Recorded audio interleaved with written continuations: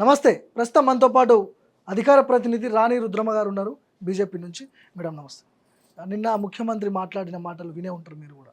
So ఎట్లా అనిపించింది? కిషన్ రెడ్డిని టార్గెట్ చేస్తూ మాట్లాడాడు. సోనియా గాంధీ కాళ్ళు కడుక్కోవాలి, నెత్తిన పోసుకోవాలి, ఇట్లాంటి వ్యాఖ్యలు ఎట్లా చూస్తారు మీరు? ఇప్పుడు పరిపాలన మీద దృష్టి పెట్టకుండా, ప్రజలకు ఇచ్చినటువంటి హామీలు నెరవేర్చకుండా, ఏదో మందిని తిడితే అయిపోతుంది అని అనుకుంటే తెలంగాణలో ఒక సామెత ఉంటుంది, అడ్డెడు పేలాలు బుక్కినా కూడా కడుపు నిండదు అని. అట్లనే అడ్డమైన మాటలు మాట్లాడినంత మాత్రాన అది అప్పటికప్పుడు ఆ నిమిషానికి ఆ సభ మీద ఆహా ఓహో అనేటోళ్ళు ఉంటారు కావచ్చు, చప్పట్లు కొట్టే వాళ్ళు ఉంటారు కావచ్చు, కానీ దాంతో పరిపాలన సాధ్యం కాదు. అది రేవంత్ రెడ్డి గారికి తెలియాలి. ఇవాళ లక్షలాది మంది మహిళలను తీసుకొచ్చి అక్కడ కూర్చోబెట్టినారు కదా, ఎందుకు సోనియమ్మ కాళ్ళు కడగాలి? కడుక్కుంటే ఆయన కడుక్కొని, వాళ్ళ పార్టీ అధినాయకురాలు ఆయన ముఖ్యమంత్రిని చేసింది కాబట్టి భారతీయ జనతా పార్టీ నాయకులు పోయి ఎందుకు కడగాలి? మీరు మీ కోటేసినటువంటి మహిళల కాళ్ళు కడగండి అక్కడ పోయి. ఇవాళ వాళ్ళు రేపొద్దున చెప్పులు చీపురు కట్టలు పట్టుకుని ఎదురు తిరుగుతారు.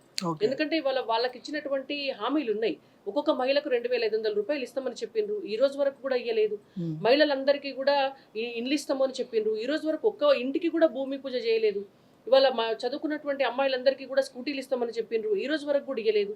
పెళ్లి చేసుకున్నటువంటి అమ్మాయిలందరికీ కూడా తులం బంగారం ఇస్తామని చెప్పినారు, 1,00,000 రూపాయలు ఇస్తామని చెప్పినారు, ఈ రోజు వరకు కూడా ఇవ్వలేదు. 500కే సిలిండర్ ఇస్తున్నాము, 200 యూనిట్లు ఫ్రీ ఇస్తున్నాం, కరెంట్ ఇస్తున్నాం, ఇవన్నీ పూర్తి స్థాయిలో రుణమాఫీ చేసినామని చెప్తున్నారు. ఇవన్నీ అమలు కాలేదంటారా?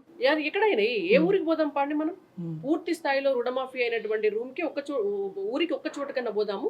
ఒక్క ఊర్లోనన్నా రేవంత్ రెడ్డి గారి స్వగ్రామంతో సహా ఒక్క ఊర్లోనన్నా పూర్తి స్థాయిలో రుణమాఫీ జరిగిందా? మనం పోయి ఇప్పుడు మీ కెమెరా పట్టుకొని మీరే వెళ్ళి, మీరు ఎక్కడన్నా ఇక్కడ ఈ హైదరాబాద్ సరౌండింగ్స్ లో కూడా ఉంటాయి కదా, ఒక్క గ్రామానికన్నా వెళ్ళి మీరు చూడండి, 100% రుణమాఫీ అయినటువంటి ఊరు ఎక్కడన్నా మీకు కనిపిస్తుందో?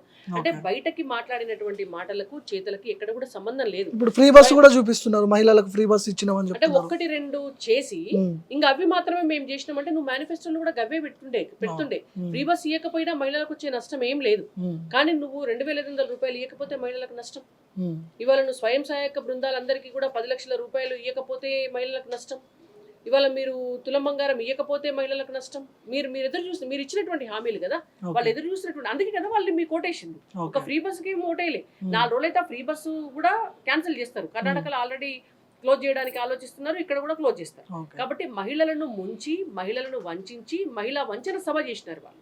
వాళ్ళ మీదకెళ్ళి భద్రకాళి అమ్మవారిని యాద్ చేసుకుంటారు, సమ్మక్క సారలమ్మని యాద్ చేసుకుంటారు, మా అమ్మ సోనియమ్మ, మా అక్క ప్రియాంకమ్మ అని మాట్లాడతారు.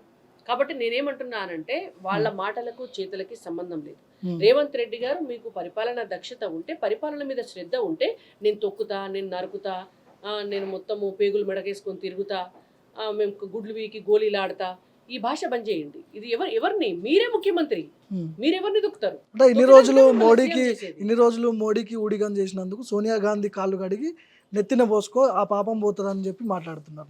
అసలు ఎవరు ఊడిగం చేస్తున్నారు? అట్లయితే ఇటలీ నుంచి వచ్చిన సోనియా గాంధీకి ఊడిగం వీళ్ళు చేస్తున్నట్టు లెక్క. ఇన్ని రోజులు సీమాంధ్ర నాయకులకు ఊడిగం రేవంత్ రెడ్డి గారు చేసినట్టు లెక్క. ఇవాళ నరేంద్ర మోడీ గారు అనేటువంటి వ్యక్తి భారతదేశ ప్రధానమంత్రి. మీరు భారతదేశ ప్రధానమంత్రి ఇవాళ గుజరాత్ గులాం అని ఎవరు మాట్లాడినారు? కిషన్ రెడ్డి గారిని రేవంత్ రెడ్డి గారు అంటే కిషన్ రెడ్డి గారు మంచి కౌంటర్ సమాధానం చెప్పినారు.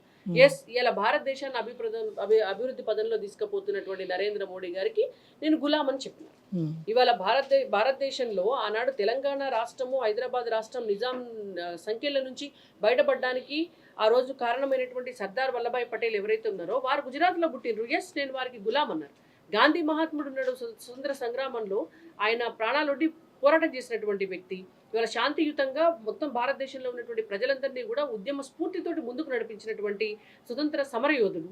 కాబట్టి గాంధీ గారు పుట్టినటువంటి గుజరాత్లో ఎస్, నేను గులాంనే, నేను భారతీయులకు గులాంని, నేను భారతదేశానికి గులాంను అని చెప్పి. కానీ మీ లెక్క ఇటలీ నుంచి వచ్చినటువంటి సోనియమ్మ కాళ్ళు మొక్కి, మీ కాళ్ళు మొక్కే సంస్కృతి మీ పార్టీలో ఉంది. మా పార్టీ కేటీఆర్ మాట్లాడిన 2 రోజులకే కిషన్ రెడ్డి రియాక్ట్ అవుతున్నాడు.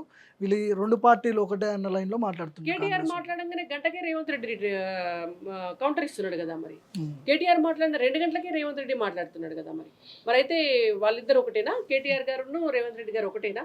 అంటే మేము ఎప్పుడు మాట్లాడాలి అనేటువంటి టైం టేబుల్ వేసిస్తారా మాకేమన్నా రేవంత్ రెడ్డి గారు? మరి టైం టేబుల్ పంపించండి ఒకటి. ఇగో భారతీయ జనతా పార్టీ, నేను ఈ రాష్ట్ర ముఖ్యమంత్రిగా ఆదేశాలు జారీ చేస్తున్నా, భారతీయ జనతా పార్టీ ఈ టైంలో మాత్రమే మాట్లాడాలి, ఈ టైంలో మాత్రం మాట్లాడొద్దు, ఈ టైంలో మాత్రమే ఫలానోళ్ళే రెస్పాండ్ కావాలి, ఫలానోళ్ళు రెస్పాండ్ కావద్దు అని పెట్టి పంపమనండి. ఓకే. సో మూసి పక్కన నిద్ర చేయడం జరిగింది మీ పార్టీ నాయకులు. చాలా మంది చాలా చాలా రకాలుగా మాట్లాడుకుంటారు. 1,50,000 కోట్లు అంటారు కొంతమంది బీఆర్ఎస్ వాళ్ళు.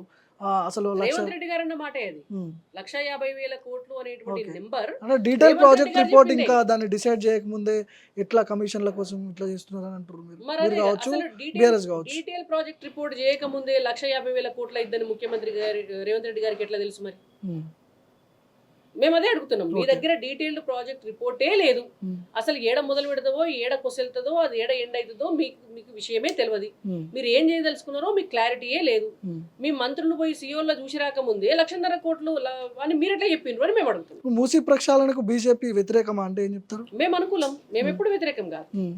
కానీ ఉమ్. ప్రజలకు అన్యాయం చేయకుండా మీ రియల్ ఎస్టేట్ దందాల కోసం, ఉమ్. మీ ఆకాశ హార్మల్ లాంటి మల్టీప్లెక్స్ కాంప్లెక్స్ కట్టుకోవడం కోసం, ఉమ్. మీరు సినిమా థియేటర్లు కట్టుకోవడం కోసం, మీరు పెద్ద పెద్ద కార్పొరేట్ కంపెనీలకు ఆ మూసి చుట్టుముట్టున్నటువంటి విలువైనటువంటి జాగాలు ఇవ్వడం కోసం చేయకండి. ఓకే. ప్రజలను నష్టపోకుండా అక్కడ ఎవరైతే ప్రజల ఇల్లు గులగొడతారో అది డెవలప్ చేసిన తర్వాత కూడా వాళ్ళకే ఇక్కడ జాగాలు ఇవ్వండి. ఓకే. వాళ్ళే మళ్ళీ ఇల్లు కట్టుకునేటట్టుగా ఆ స్థలాన్ని కేటాయిస్తే మాకు ఎట్లాంటి ఇప్పుడు అభ్యంతరం లేదు. ఇట్లాంటి ప్రశ్నలే మాలాంటి వాళ్ళు అడిగినప్పుడు ఇంకా ఆ మూసిలోనే బతకమంటారా ఆ పబ్లిక్ని? అనారోగ్యాల పాలవుతున్నారు, రోగాలు వస్తున్నాయి, వాళ్ళకు మంచి చదువులు లేవు పిల్లలకు, అవన్నీ పెట్టిస్తామంటే ప్రతిపక్షాలు ఎందుకు ఇట్లా మండిపడుతున్నాయి, ఇట్లా ఆరోపణలు చేస్తున్నాయి అని చెప్పి కాంగ్రెస్ వర్షన్. మీరు మూసి సుందరీకరణ చేసేటువంటి క్రమంలో ఎవరెవరి ఇండ్లు కూలగొడతారో ఆ సుందరీకరణ చేసిన తర్వాత ఆ పరివాహక ప్రాంతంలో అంతా వాళ్ళకే జాగాలు కేటాయించండి అని చెప్తున్నాం. ఓకే. మీరు అక్కడ బిల్డింగ్లు కట్టి అక్కడే ఇవ్వండి వాళ్ళకు అని చెప్తున్నాం. మీరు ఎవరో అంటే వీళ్ళ విలువైన జాగాలు గుంజుకొని వాళ్ళని ఊరవతల పోయి డబుల్ బెడ్రూమ్ ఇళ్ళల్లో వాళ్ళని పడేసి ఇక్కడ మీరు మాత్రము ఫారిన్ కంట్రీలో నుంచి వచ్చినటువంటి కంపెనీలు ఇక్కడ వాళ్ళ అధినాయకురాలు అల్లుడు గారికి పార్ట్నర్షిప్ ఉన్నటువంటి కంపెనీలకు మాత్రం 100,000 కోట్ల రూపాయలకు ఇచ్చుకొని మీరు కమిషన్లు తీసుకుంటారా? ఓకే. ఇప్పుడు వాళ్ళ జాగే కదా. మూసీ కోసం ఎవరైతే జాగిస్తున్నారో వాళ్ళకి ఇక్కడ జాగా కేటాయించండి అని మేము అడుగుతున్నాం. ఓకే. ముఖ్యమంత్రి అయిన దగ్గర నుంచి రేవంత్ రెడ్డి మాట తీరు మారలేదు అని చాలా మంది మాట్లాడుకుంటారు. మీరు కూడా గతంలో కూడా మాట్లాడినట్టు భాష ఎట్లా అనిపిస్తుంది మీకు ముఖ్యమంత్రి గారిని? అంటే ఆయన ఇంకా పరిపూర్ణంగా ఆ హోదాలోకి రాలే.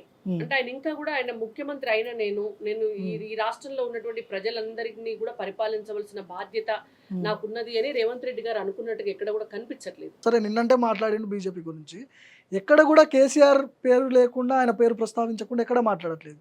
టార్గెట్ కేసీఆర్ కనిపిస్తుంది కానీ టార్గెట్ బీజేపీ ఎందుకు అవ్వట్లేదు ముఖ్యమంత్రికి? అంటే మిమ్మల్ని లెక్కలోకి తీసుకోవట్లేదా? అది ఆయన అడగాలి, మాకెట్లా తెలుసు? అంటే మిమ్మల్ని లెక్కలోకి తీసుకోవట్లేదా? ఆయన మమ్మల్ని లెక్కలోకి తీసుకునేది ఏంటిదండి? ఆయన ఏంది, మొన్న పార్లమెంట్ ఎలక్షన్స్ అయినాయి, మాకు 8 సీట్లు వచ్చినాయి, ఆయనకి 8 సీట్లు వచ్చినాయి. ఇవాళ దేశంలో 18 రాష్ట్రాలలో అధికారంలో ఉన్నటువంటి పార్టీ మాది, ప్రపంచంలోనే హైయెస్ట్ మెంబర్షిప్ ఉన్నటువంటి పార్టీ మాది. మమ్మల్ని ఆయన ఎందుకు లెక్క తీసుకునేది? అడ్రస్ లేకుండా పోయే కాంగ్రెస్ పార్టీలో ఆయన ఏదో నక్కతొక్క దొక్కొచ్చి ముఖ్యమంత్రి అయ్యాడు. తెలంగాణలో ప్రధాన ప్రతిపక్షం మీరా బీఆర్ఎస్ పార్టీయా? అసలు రేపు అధికారంలో బీఆర్ఎస్ అని వాళ్ళు చెప్పుకుంటున్నారు. వాళ్ళు ఎవరు ఏం చెప్పుకున్నా రేపు అధికారంలోకి వచ్చేటువంటి party Bharatiya Janata party. Thank you madam. Thank you.